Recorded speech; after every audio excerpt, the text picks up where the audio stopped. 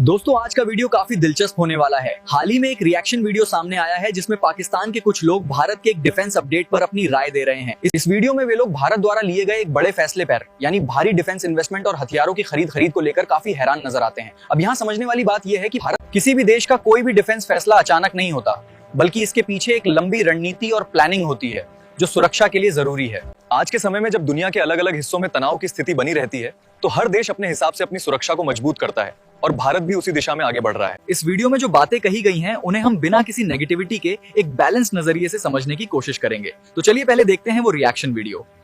भारत एक ऐसा मुल्क जो कि दुनिया के अंदर डिफेंस ट्रेड के हवाले से, डिफेंस खरीद और फरोख्त के हवाले से जाना माना जाता है और अपने कंटिन्यूअस आर्सेनल्स को इंक्रीज कर रहा है। डिफेंस एक्विजिशन काउंसिल की मीटिंग हुई राजनाथ सिंह जी की अध्यक्षता में और 2,28,000 करोड़ के प्रपोजल्स जो थे वो पास कर दिए गए। I'm sure we are closely watching everything, whatever is India doing. जाहिर है हम ही उसका निशाना है। इसको आप कैसे देखते हैं? And how prepared we are to defend our assets. में जो आइटम्स आए हैं वो बहुत ही फ्यूचरिस्टिक भी है। घातक यूएवी जो है तो ये एक बहुत ही एडवांस यूएवी है जिसके भी अप्रूवल ऑफ नेसेसिटी दे दिया गया है। ना सिर्फ ये बल्कि अब उसने ये दावा किया है कि भारत को इस साल S-400 सिस्टम की बची हुई 2 यूनिट मिलने वाली। इनमें से एक यूनिट अप्रैल में आने की उम्मीद है जबकि आखिरी डिलीवरी नवंबर तक पूरी हो जाए।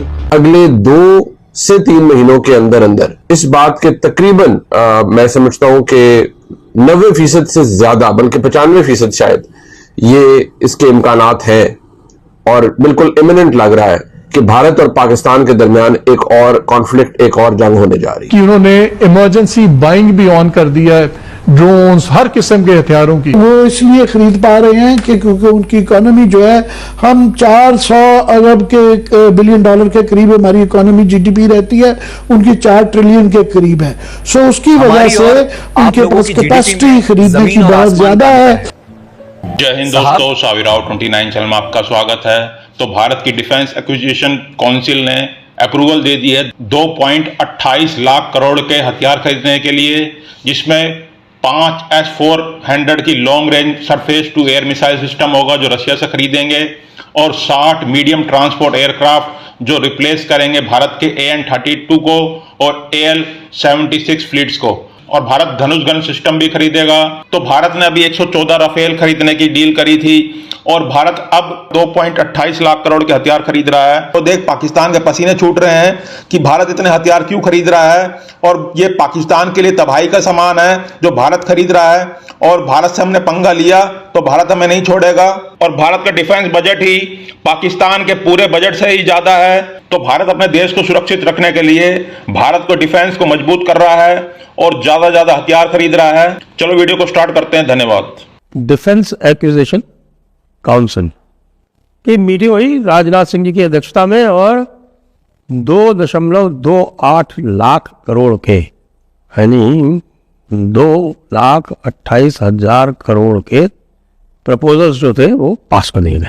वैसे ये बताया जाए कि आज तक के इतिहास में 2025-26 का जो फाइनेंशियल ईयर है, वित्तीय वर्ष है, वो डिफेंस मिनिस्ट्री और मिलिट्री हिस्ट्री में संरक्षणों में लिखा जाएगा कैपिटल एक्विजिशन के मामले में, क्योंकि इस वर्ष उन्होंने एक रिकॉर्ड 6,73,000 करोड़ के अप्रूवल ऑफ नेसेसिटी दिए हैं। 6,73,000 करोड़ का मतलब होता है $7 बिलियन से ज्यादा, $7 बिलियन।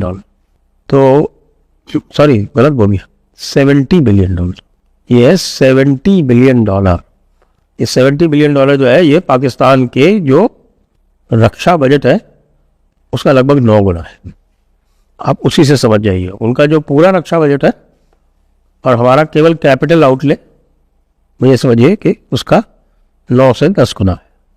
लेकिन मजे की बात यह है कि इसमें जो आइटम्स आए हैं वो बहुत ही फ्यूचरिस्टिक भी है और कुछ तो ऐसे हैं जो पुराने जो हमारे ट्रांसपोर्ट एयरक्राफ्ट वगैरह थे उनको रिप्लेस करने के लिए है, क्योंकि हमारे ट्रांसपोर्ट एयरक्राफ्ट काफ़ी पुराने।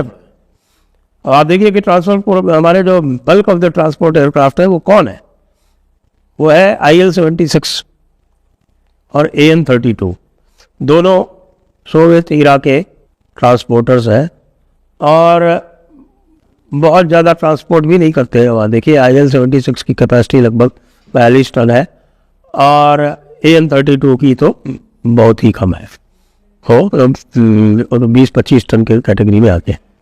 मजे की बात यह है कि जो हमारा जो सबसे हेवी एयरक्राफ्ट है, सबसे ज़्यादा लोड कैरी करने वाला एयरक्राफ्ट है, वो लगभग 77 टन का है, 77 टन लोड कैरी करता है, वो है C-17 globe master.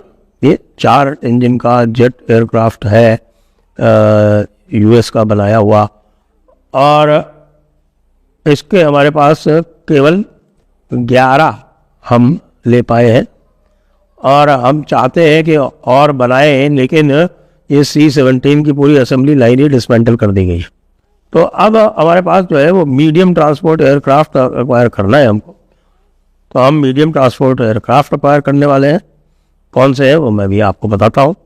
Medium transport aircraft के अलावा जो सबसे महत्वपूर्ण बात है वो है कि S-400 की जो दो बाकी जो रेजिमेंट बची हुई है उनमें से एक अगले महीने ही आ रही है और उसको वेस्टर्न फ्रंट पे डिप्लॉय किया जा रहा है।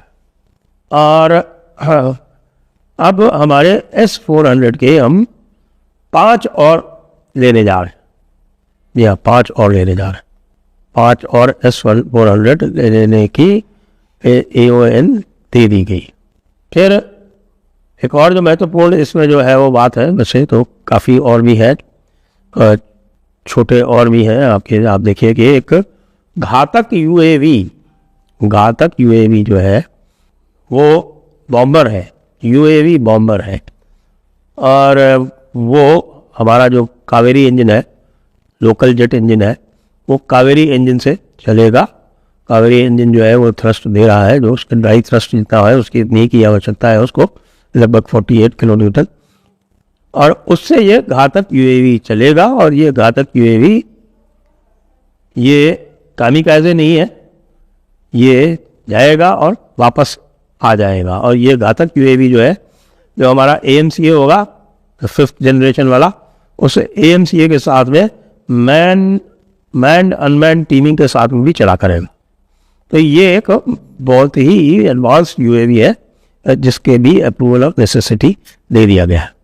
थोड़ा MTCA के बारे में, MTA के बारे में, मीडियम ट्रांसपोर्ट एयरक्राफ्ट के बारे में बात कर लेते हैं। तो मीडियम ट्रांसपोर्ट एयरक्राफ्ट का जो अप्रूवल दिया गया है, तो मीडियम ट्रांसपोर्ट एयरक्राफ्ट के लिए हमारे पास कई सारे ऑप्शंस हैं। अभी हम, एक होता है टैक्टिकल एयरक्राफ्ट, एक होता है मीडियम एयरक्राफ्ट, और एक होता है हेवी ट्रांसपोर्ट एयरक्राफ्ट। तो हेवी हमारे पास C-17 है, और जो टैक्टिकल है उसके लिए हमारे पास एक वो C-295 है, जो कि टाटा एडवांस सिस्टम और एयरबस मिलकर बनाते हैं, बड़ौदा में उसका मैन्युफैक्चरिंग प्लांट है। अब हमारे पास 3 कंटेंडर्स हैं। एक तो एयरबस का है 400M एटलस, इसके अलावा दूसरा ऑप्शन भी है हमारे पास, इसमें एम्ब्रायर का।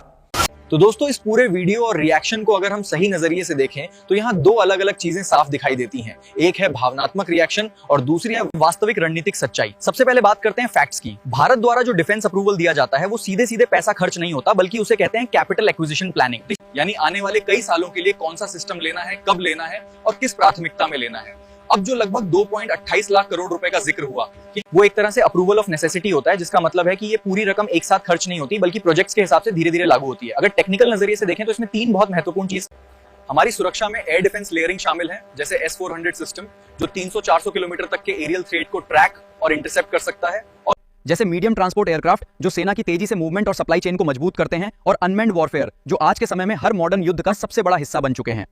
अब एक बहुत जरूरी पॉइंट पर, आज के समय में युद्ध सिर्फ टैंक और मिसाइल से नहीं जीते जाते, बल्कि डेटा, टेक्नोलॉजी और रियल टाइम इंटेलिजेंस सबसे बड़ी ताकत बन चुके हैं। भारत इसी दिशा में काम कर रहा है। जहां तक तुलना की बात है तो हर देश की इकोनॉमी और प्राथमिकताएं अलग होती हैं। भारत की जीडीपी करीब 3.5 से 4 ट्रिलियन डॉलर के आसपास है, जिससे उसे बड़े स्तर पर निवेश करने की क्षमता मिलती है। लेकिन इसका मतलब ये नहीं है कि ये तैयारी किसी एक देश के खिलाफ है। असल में इसे कहते हैं बॉट डिटरेंस स्ट्रेटेजी, यानी इतनी तैयारी कि कोई भी देश आपके खिलाफ कदम उठाने से पहले 10 बार सोचे। ताकत दिखाना नहीं, बल्कि ताकत होने का एहसास कराना ही असली स्ट्रेटेजी होती है। और आखिर में सबसे जरूरी बात, भारत अब सिर्फ हथियार खरीदने वाला देश नहीं रहा, बल्कि तेजी से डिफेंस मैन्युफैक्चरिंग हब बन रहा है, जहां आने वाले समय में एक्सपोर्ट, इंडिजिनस टेक्नोलॉजी और ग्लोबल पार्टनरशिप तीनों में ग्रोथ देखने को मिलेगी। तो इस पूरे वीडियो का सार यही है कि भारत की डिफेंस पॉलिसी का फोकस युद्ध नहीं बल्कि सुरक्षा, संतुलन और भविष्य की तैयारी है। इसी के साथ ये वीडियो यही खत्म करते हैं। आपको कैसा लगा अपनी राय कमेंट में जरूर दीजिएगा। धन्यवाद। वीडियो को पूरा देखने के लिए धन्यवाद और अपना प्यारा सा लाइक और सब्सक्राइब जरूर करें ताकि आपको ऐसी ही मजेदार वीडियो मिलती रहे और हमारा प्रोत्साहन बढ़े।